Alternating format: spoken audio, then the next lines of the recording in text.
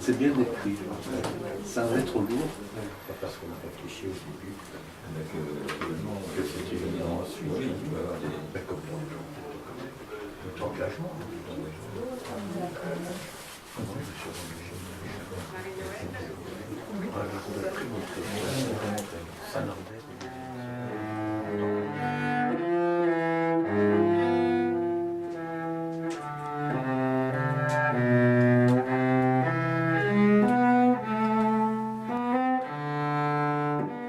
Choisi le thème des arbres pour avoir un thème en commun. Je vous invite à aller voir à un moment dans l'après-midi cette exposition sur les arbres, c'est d'une très très grande qualité. Et du coup, les arbres, c'était le thème qui pouvait un petit peu les réunir. Il peut y en avoir d'autres, mais tous les deux sont des gens qui, je pense, aiment beaucoup et expriment beaucoup leur art à travers le végétal. Et c'est pour ça aussi qu'on a eu envie de placer un peu l'après-midi et les lectures sous le signe aussi des arbres. C'est cette continuité-là. Et je voudrais associer à ces artistes, comme on ne pouvait pas non plus sur les pauvres murs de la librairie qui ne sont pas très grands, avoir trop de monde à la fois, Véronique Gerbeau-Lambert, qui est là et qui a fait plusieurs expos à la librairie, toujours magnifiques, et qui a une sensibilité et voilà, avec laquelle je me retrouve beaucoup. Je pense qu'on a un lien fort qui s'établit aussi au fil des années à travers sa peinture, et je crois qu'il touche beaucoup de monde. Et c'est vrai que les expositions dans la librairie, ça se marie très bien avec ce lieu, ça se marie bien avec les livres.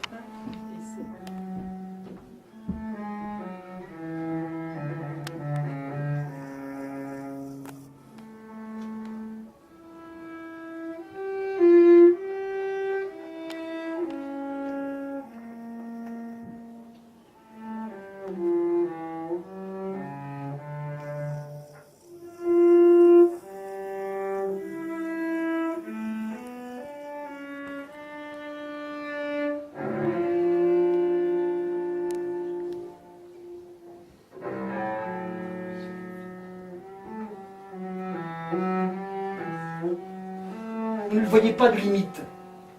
Tel était l'univers de Sèvres au milieu duquel nous vivions, nous autres, habitants d'Ombreuse, presque sans nous en apercevoir. Le premier à s'aviser de tout cela fut Côme. Il comprit qu'au milieu d'une végétation à ce point touffue, il pouvait se déplacer pendant des milles en passant d'un arbre dans l'autre sans jamais avoir besoin de mettre pied à terre. Là où il était impossible d'atteindre la branche la plus proche, même en sautant, il savait ruser. Mais j'en parlerai plus loin. Pour l'heure, nous en sommes encore à cette aube où, pour la première fois, il se réveilla dans une lieuse au milieu du vacarme des étourneaux, trempé de rosée froide, engourdi, des fourmis dans les jambes et dans les bras, et entreprit tout heureux d'explorer son nouvel univers. Il arriva au dernier arbre des parcs, un platane. Au-dessus de lui s'étalait la vallée sous une couronne de nuages et de fumée qui montait des toits d'ardoise, de quelques hameaux cachés derrière les talus comme des tas de cailloux, un ciel de feuilles dressé en l'air par les figuiers et les cerisiers. Et plus bas, pruniers et pêchers qui écartaient des branchages trapus.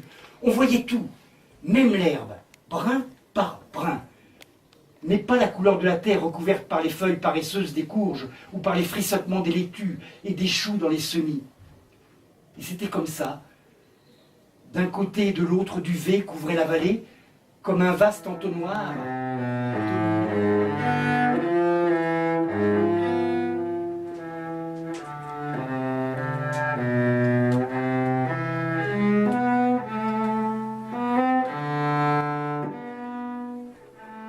Jeter ma petitesse non consolée aux pieds de Dieu.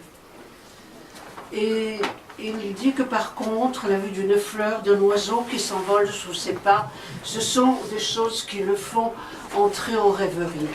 L'autre texte, ce qui était sur une feuille perdue, c'était un texte de Philippe Jacotet, une méditation, d'abord sur un mot de Hölderlin qui disait que tout ce qui est pur surgissement est énigme, et à partir de là, il se souvenait, nous rappelait un poème, un haïku du japonais Issa qui dit « En ce monde, nous marchons sur le toit de l'enfer. »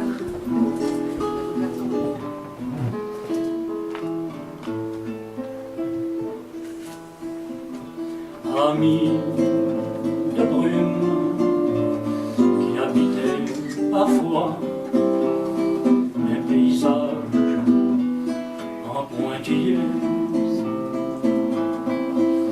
Nos routes s'envolent où le temps effeuille, ciel de voile, couloir d'oiseaux.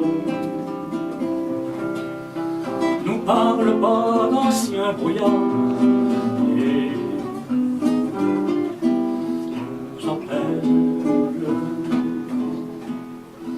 amis de brume qui habitaient parfois les paysages en pointillés. J'entends vos voix quand les sources se séparent. Parenthèse, les horizons éloignent. Qui repose là ne m'est pas inconnu. Trois petites notes de musique aiguillonnent aussitôt ma mémoire. Avant de m'approcher et de prendre le temps de lire, je jette un œil en contrebas du cimetière. La mer est grise, en colère, contraste avec la beauté calme de la veille, où des amoureux allaient, profitant de l'horizon de bois flotté, de roseaux balancés par la brise au-delà de la place de la Corniche, où chantait Brassens, suppliant qu'on plante sur sa tombe un pin parasol de préférence. L'homme qui dort à 3 pas du lieu a tourné quelques films qui ont, comme dans la chanson, plié boutique au creux du souvenir. Quelqu'un comme d'autres, poètes ou non, que l'histoire a oublié. Son fait de gloire se fit à Cannes un jour de mai 1961, quand il reçut la Palme d'Or pour un film où il était question d'une si longue absence.